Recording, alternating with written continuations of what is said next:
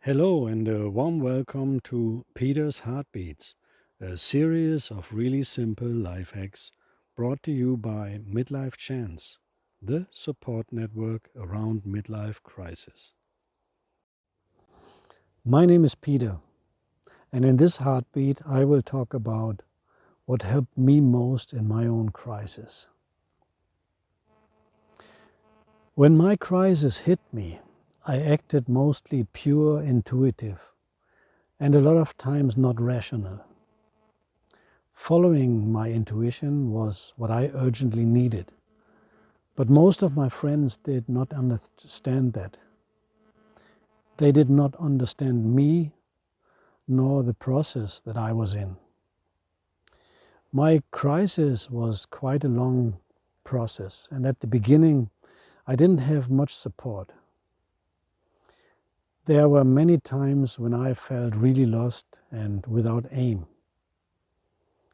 Looking back, I clearly see what helped me most. And today, I share part of that with you. The first important thing was that I had to learn to be patient with myself. Looking back, I see that this was very important and something that I really needed to learn. In the beginning of my crisis, I have put way too much pressure on myself. I was so much conditioned to work towards a goal. I thought I needed to find a solution fast and to have a plan for the future. Bullshit. All that was ideas from the outside, my programmings from the past, but they did not match my original personal needs. What I really needed was a break. I needed to give the process some time, basically a lot of time. Inner changes of this profound depth evolve best without any pressure. I have learned in that process that it's perfectly okay to live without aim for a while, to have no goal and nothing to work towards. The second was opening up. The exchange with understanding people was very valuable in my midlife crisis. Opening up and talking about our struggles is a healing process in itself, whether it's in groups, in one-on-one talks, or in certain areas of social media. There's so much power in the spoken word and also in writing about our issues. I experienced many people who were listening with an open heart, an open mind, and coming with their reflections. I would say that each of these talks had an effect on me, and many were highly inspiring. It was through these talks that I got the idea of Midlife-Chance. The third thing was inspiration from elders. Yes, opening up to others was a big step which helped me a lot in my crisis. Opening up towards elders took it to the next level. The elders carry so much wisdom and knowledge, as many of them have already gone through similar times in their own life. Hearing them, sharing their stories can be such an inspiration. Yes, the times have changed, but many things about life are still the same as they always have been. Many of yesterday's teachings are now more valid than ever, more valuable than ever. Number 4 was spending enough quiet time for myself, with myself. Quiet time, preferably in complete solitude and in nature, was for me extremely helpful. And it was nourishing also. I recommend this to everybody else without exception. I was going into nature for 1 to 2 hours every single day. And that lifted me up every single day. What I did intuitively since my childhood is what nowadays is called forest bathing. Being alone without any distractions enabled me to look inside and to find out who I really am, beyond all these conditionings and outside evaluations. It is said that to remember who you are, you need to forget who they told you to be. And that can be pretty hard work. But my quiet times in nature really helped me a lot with that. And it is in nature that I am best able to listen to my heart. That's why I make these videos in nature. Number 5 was that I strengthened my spiritual path while keeping both feet on the ground. All human beings consist of 4 parts: the spiritual, the emotional, the intellectual, and the physical part. And all these 4 need to be in balance if we want to live a healthy life. Mine was not really balanced at that time. Ever since I was born, I had a strong spiritual connection, but was not consciously nourishing it.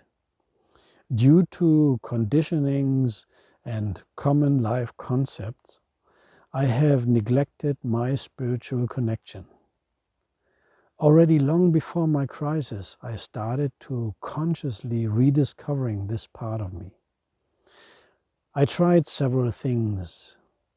Besides some things that I did not like, that did not work or didn't feel right to me, there were quite some things that worked surprisingly well. However, the greatest breakthrough for me was when I was following my call towards North American Indians. And when I joined a traditional Blackfoot sweat lodge. The door closed, it was totally dark, it was very hot, and then I heard the drumming and the singing. And there I was, home. Besides rediscovering my love for drumming, the shamanic way of drumming, I found my spiritual path, and that helped me extremely to deal with my crisis and to get through it. This very grounded spiritual path that I'm walking strengthens my ability to listen much more to my heart and to follow that path of my heart. That is my key to true happiness and inner peace. On that path, I found that the simple way of monotone shamanic drumming helped me through many difficult situations, helped me through my sadness, my anger, my frustration, and thus step by step through my crisis. Number 6 was the intense contact to a horse. It was basically already in the later phase of my crisis that my path crossed with a horse. I was blessed to be with that horse for 1.5 years. He was a wreck when I got him, and a wonderful, vital, deep friend when, unfortunately, I was forced to leave him behind. When a horse looks at us, it does not only see our body, it sees us in our wholeness, including our spirit, our energy, our character, as well as very accurately the current mood we are in. I learned so much from that horse, and it was the horse who taught me how to ride it. Most important was that it mirrored what I needed to look at on myself. The only thing that it required was that I was completely present and open for any kind of communication towards the horse, with that horse. If my thoughts were elsewhere, the horse was elsewhere. Number 7 was taking responsibility and action. I learned intensely that I am the creator of my life, and it's 100% up to me what I want to make out of it. This is why I also had to take responsibility for my crisis. We can't do the same things over and over again and expect different results. This is not how it works. So I had to make changes, adjustments, and I had to incorporate them into my life. Sometimes they were hard decisions, but I truly believe that when I honestly follow my heart, I can never be wrong. However, I have to have in mind that I have to live with these consequences and unconditional accept them. That's where true strength lies.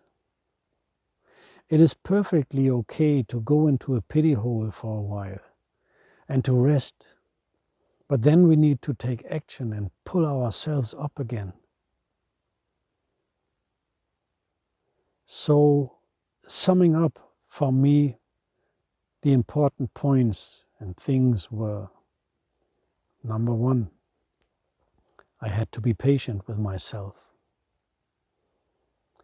Number 2, I had to open up and talk with understanding people. Number 3, I had to listen to the elders and think about their words. That's what I still do. Number 4, I had to create enough quiet time, forest time for myself. Number 5, I had to balance all 4 parts of my being, and I strengthened my spirituality. Number 6 was the intense contact to a horse.